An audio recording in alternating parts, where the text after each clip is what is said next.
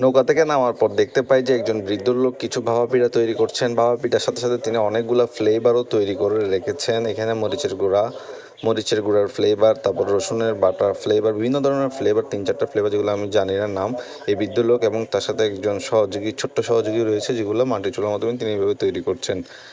এই মুহূর্তেগুলো আমরা টেস্ট করতে চাচ্ছিলাম যে প্রত্যেকটা ফ্লেভার কেমন হয়।